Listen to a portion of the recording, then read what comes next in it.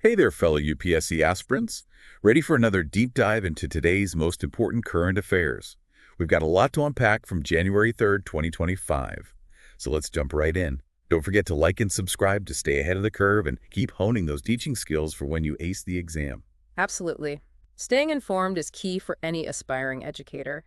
And today's news is especially interesting, touching on everything from ecology to economic policy. Let's kick things off with a fascinating discovery in the Himalayas. Researchers have found photographic evidence of the Pallas cat in Himachal Pradesh. This elusive feline was spotted during a snow leopard survey, which, reminds us that conservation efforts often have ripple effects, leading to unexpected discoveries. It's a great example of how interconnected ecosystems are. While the Pallas's cat might not be as iconic as the snow leopard, understanding its habitat and behavior is crucial for preserving the biodiversity of the region, especially for you focusing on the environment and ecology section. This highlights the importance of understanding the delicate balance of Himalayan fauna. And speaking of balance, let's shift gears to a topic that's all about regulation and oversight. The Genetic Engineering Appraisal Committee, or GEAC. There have been some significant amendments to the rules governing expert selection for this committee, which has huge implications for the future of GMOs in India. These amendments are a direct response to concerns about potential conflicts of interest among GAC members. The new rules require experts to disclose any financial or professional ties they have to companies involved in genetic engineering. This move towards greater transparency is crucial for ensuring public trust in the regulation of this powerful technology. It's a hot-button issue for sure. On one hand, you have the potential for GMOs to address food security and agricultural challenges, but on the other hand, there are valid concerns about environmental impact and the long-term consequences of altering the genetic makeup of crops. Exactly. And these concerns are especially relevant in a country like India, with its diverse agricultural practices and reliance on traditional farming methods. Understanding the nuances of this debate is essential for any UPSC aspirant, particularly for those focusing on the polity and governance section. Speaking of governance, let's turn our attention to an initiative aimed at revitalizing one of India's vital waterways. The Gomti River, a newly formed territorial army task force, is dedicated to rejuvenating and protecting this tributary of the Ganges, which holds immense ecological and cultural significance. This effort to clean up and restore the Gomti River is not just about environmental conservation. It's about understanding the interconnectedness of natural resources and human well-being. For those of you focusing on the Indian geography section, this highlights the importance of river systems in the country and the challenges they face due to pollution encroachment and unsustainable water usage. It's a reminder that protecting our environment requires a multi-pronged approach, involving government initiatives, community participation, and individual responsibility. Absolutely. And on that note, let's switch gears to a story that showcases India's agricultural prowess and economic potential, the nation's booming banana exports. Talk about a sweet success story. India has seen a tenfold increase in banana exports over the past decade. And APIDA, the Agricultural and Processed Food Products Export Development Authority, has set an ambitious goal of reaching $1 billion in export value within the next 5 years. This success is driven by a combination of factors, including favorable climatic conditions, fertile soil in major banana-producing states, and the hard work of our farmers. But it's also about strategic initiatives to boost agricultural productivity, improve supply chains, and tap into global markets. This news is not just about economics. It's also relevant for your understanding of agriculture and its impact on rural livelihoods. Exactly, and it underscores the potential for India to become a global leader in agricultural export. Speaking of global trends, let's turn our attention to Canada, where a new immigration scheme is creating buzz, especially among international students. The Rural Community Immigration Class, or RCIC, is designed to attract skilled workers to address labor shortages in rural communities. It's an interesting program that offers foreign nationals, including international students whose work permits are expiring, a pathway to permanent residency in Canada. The catch: they have to commit to living and working in designated rural communities. This raises important questions about the global flow of talent and the challenges faced by both sending and receiving countries. It also connects to the concept of brain drain, where skilled professionals leave developing countries for better opportunities elsewhere. While Canada benefits from this influx in talent, it's important to consider the impact on the countries these individuals are leaving behind. Precisely. Yeah. It's a complex issue with no easy answers. But it's certainly something for UPSC aspirants to ponder as they think about global migration patterns and their implications. Now let's shift back to India, where a controversy is brewing over waste management. particularly the incineration of hazardous materials. The recent case involving the incineration of Union Carbide waste in Pithampur has sparked concerns among residents and raised questions about the safety and environmental impact of this waste treatment method. Incineration is a complex issue. While it can be an effective way to destroy harmful chemicals, it also carries the risk of air pollution and the release of potentially toxic byproducts. The situation in Pithampur highlights the need for stringent regulations, transparency, and community engagement when it comes to managing hazardous waste. It's a reminder that finding sustainable solutions requires balancing environmental protection with public health concerns. Absolutely. And for those of you preparing for the environment section, this case study provides valuable insights into the challenges of waste management in India. Now let's dive into a fascinating scientific discovery that highlights the incredible adaptability of nature: the ultra-black pigmentation found in the Brazilian velvet ant. These striking wasps with their black and white markings possess a unique adaptation. Their black patches absorb nearly all visible light. It's a remarkable example of camouflage, allowing them to blend seamlessly into their environment. It's like they're wearing the ultimate stealth suit. Exactly. But this goes beyond just being a cool trick of nature. Scientists are studying ultra-black surfaces for potential applications in various fields, from aerospace engineering to solar energy. It's a great example of how observing the natural world can inspire technological innovation. And speaking of innovation, let's wrap up this first part of our deep dive with a story that's generating a lot of excitement in the medical field: the potential of melatonin in treating Parkinson's disease. This research offers a glimmer of hope to millions worldwide who are battling this debilitating neurodegenerative disorder. Scientists have developed a nanoformulation of melatonin, a hormone usually associated with regulating sleep-wake cycles that seems to have neuroprotective properties. In simpler terms, it appears to protect nerve cells from damage, potentially slowing down the progression of Parkinson's disease. It's a reminder that sometimes the most unexpected discoveries can lead to breakthroughs in seemingly unrelated fields. Absolutely. And this is just the tip of the iceberg when it comes to exploring the therapeutic potential of substances found in nature. Welcome back to our deep dive into the day's top current affairs, tailored specifically for you, our dedicated UPSC aspirants. Let's continue our exploration of the news that matters most for your exam preparation. Okay, so we were just discussing the potential of melatonin in treating Parkinson's disease, which is, a huge development in the medical field. But let's shift gears now and head back to India, where a new panel is making waves in the economic sphere. The Ramesh Chand panel, you mean? This panel has been entrusted with a crucial mission: revising the Wholesale Price Index, or WPI, and proposing a roadmap for transitioning to the Producer Price Index, or PPI. Now, this might sound a bit technical, but trust me, it's relevant for both the economics and current affairs sections of the UPSC exam. For those of us who aren't economists, can you break down the difference between the WPI and the PPI, and why this shift is significant? Absolutely. Think of it this way. The WPI measures inflation from the perspective of sellers.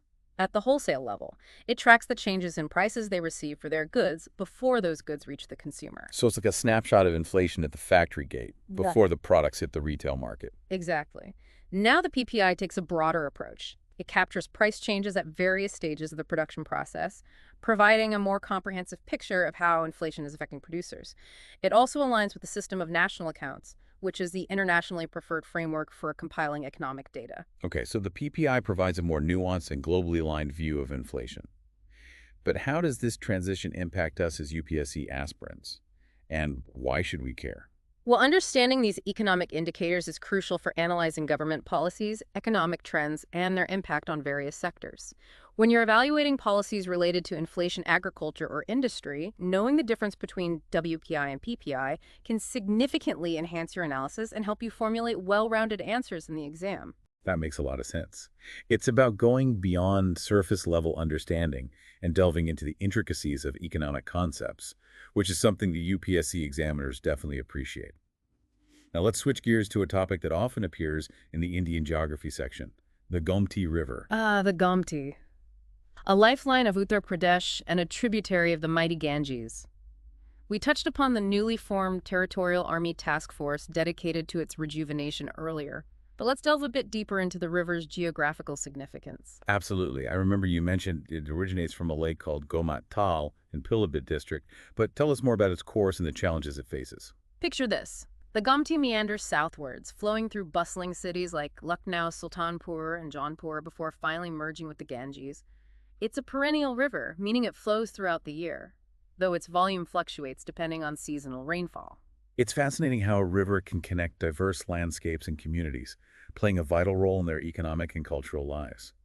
But what are the main threats the Gomti is facing? Like many rivers in India, the Gomti is grappling with pollution from industrial effluents, sewage discharge, and agricultural runoff. Encroachment and deforestation in its catchment area also contribute to its declining health. It's a reminder that protecting our rivers requires a holistic approach that addresses not just the immediate pollution, but also the broader issues of land use and environmental management. And for those of you focusing on environmental policy, understanding these interconnections is crucial. Precisely. It's about seeing the bigger picture and recognizing that environmental issues are rarely isolated. Speaking of interconnectedness, let's turn our attention to the National Sports Awards, which always generate a lot of buzz and are a sure-shot topic for the current affairs section. Absolutely. These awards, ranging from the prestigious Major Tienshan Khelra Ratna Award to the Arjuna Awards, Dronacharya Awards, and the Maulana Abul Kalam Azad MAKR Trophy, are a celebration of sporting excellence and a recognition of the hard work and dedication of our athletes and coaches. It's not just about individual achievements, though, is it? The MACA Trophy, for example, is awarded to the top-performing university in the Khelo India University Games, highlighting the importance of sports at the collegiate level. Exactly. It's about fostering a culture of sportsmanship, promoting physical fitness, and identifying budding talent at the grassroots level.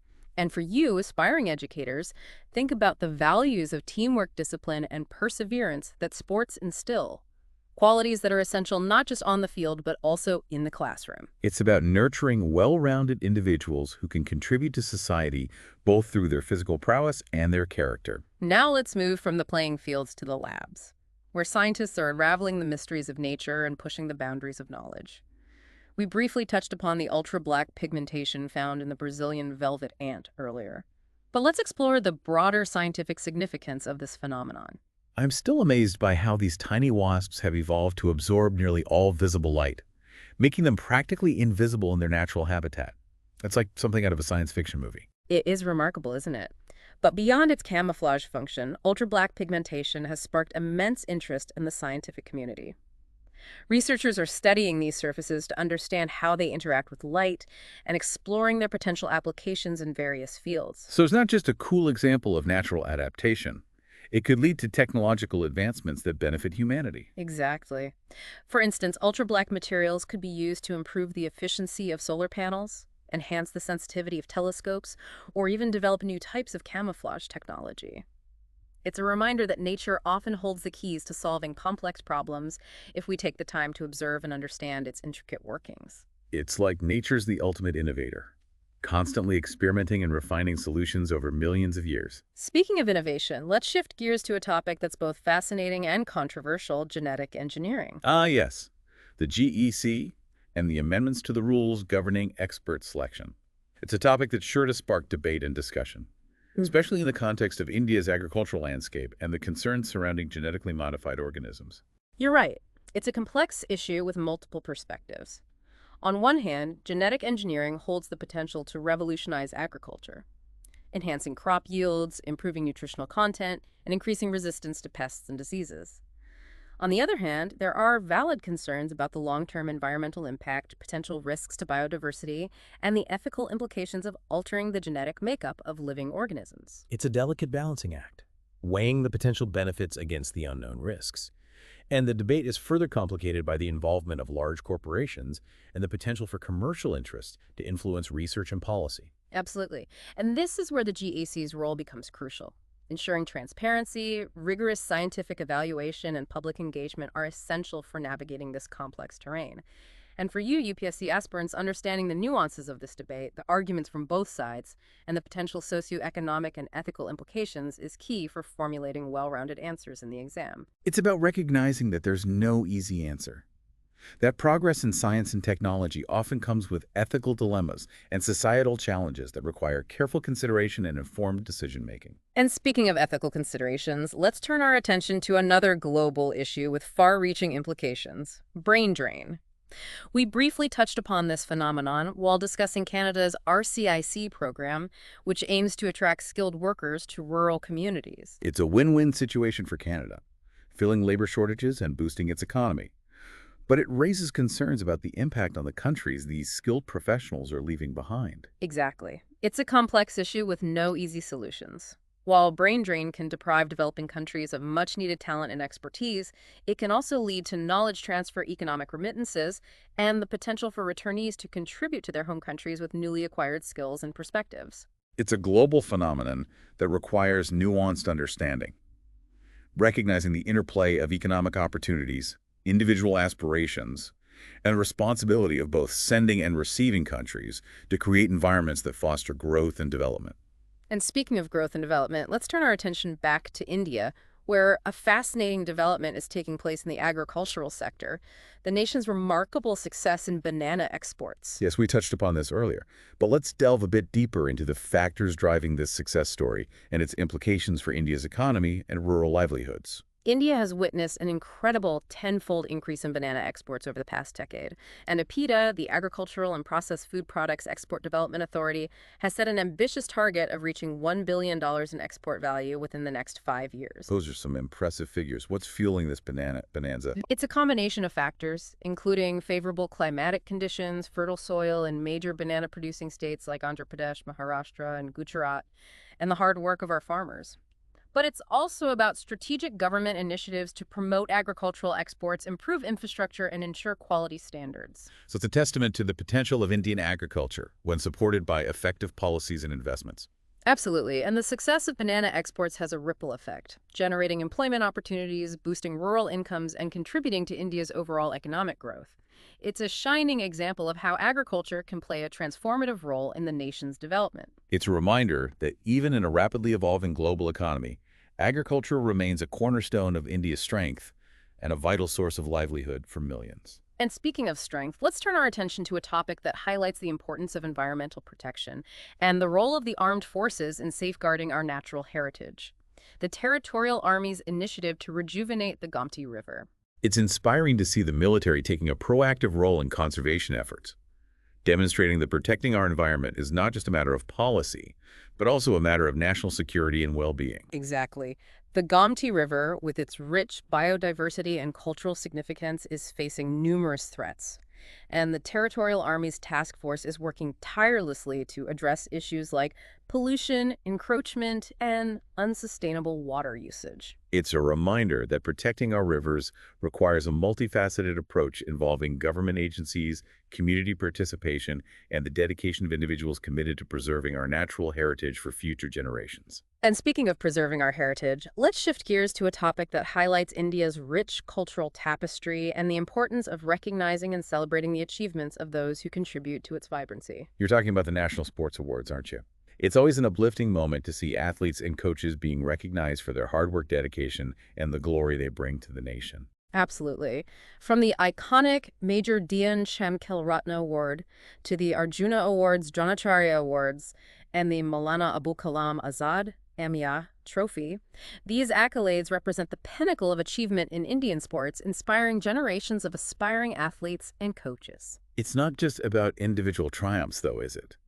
The Maca Trophy, for example, highlights the importance of promoting sports at the university level, recognizing the institutions that are nurturing young talent and fostering a culture of sporting excellence. Precisely. It's about building a strong foundation for India's sporting future, ensuring that our athletes have access to the best facilities, training, and support systems to compete at the highest levels on the global stage. And for those of you aspiring to be educators, think about the valuable lessons that sports teach: teamwork, discipline, perseverance, the importance of setting goals and striving for excellence.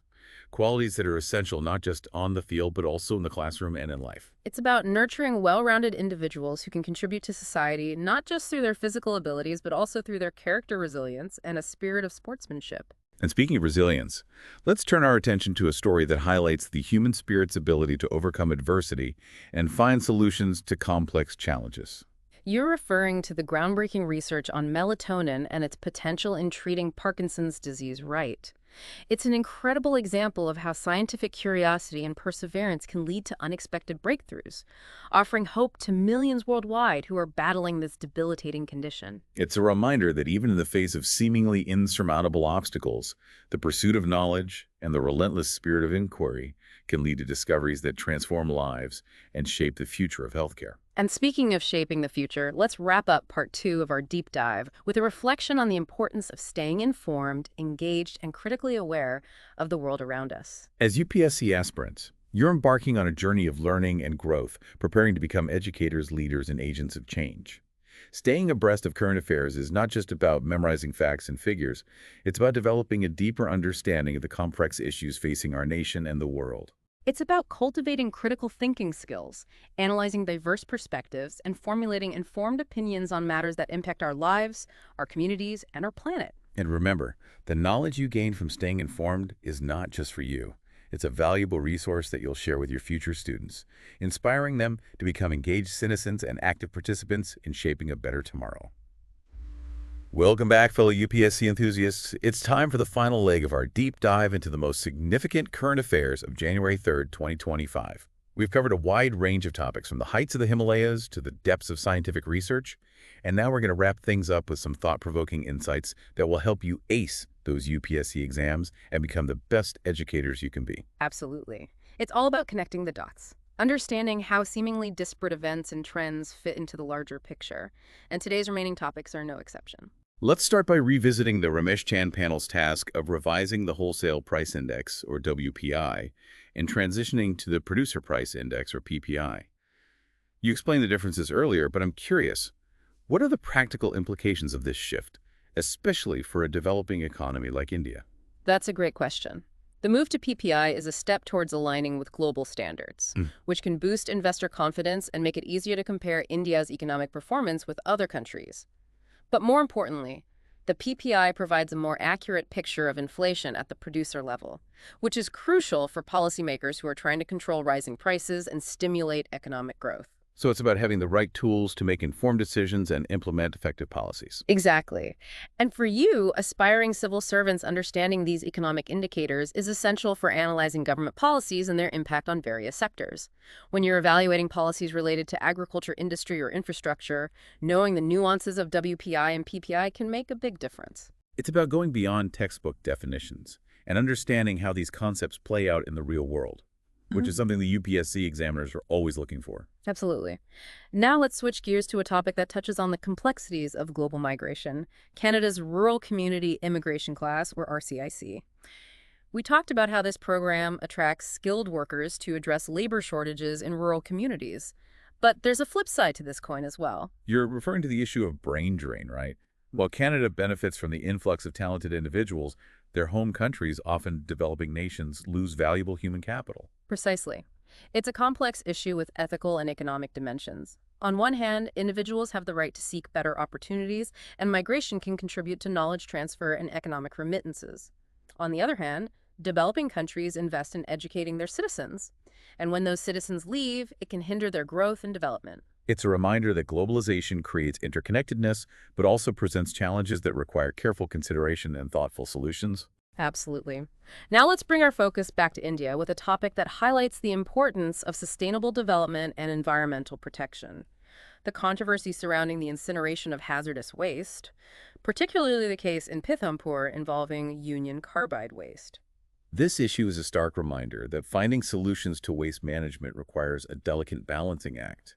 Incineration, while effective in destroying harmful chemicals, also carries the risk of air pollution and the release of toxic byproducts.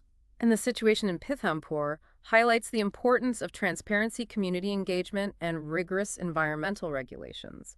It's about ensuring that industries are held accountable for their waste, and that communities have a voice in decisions that affect their health and environment.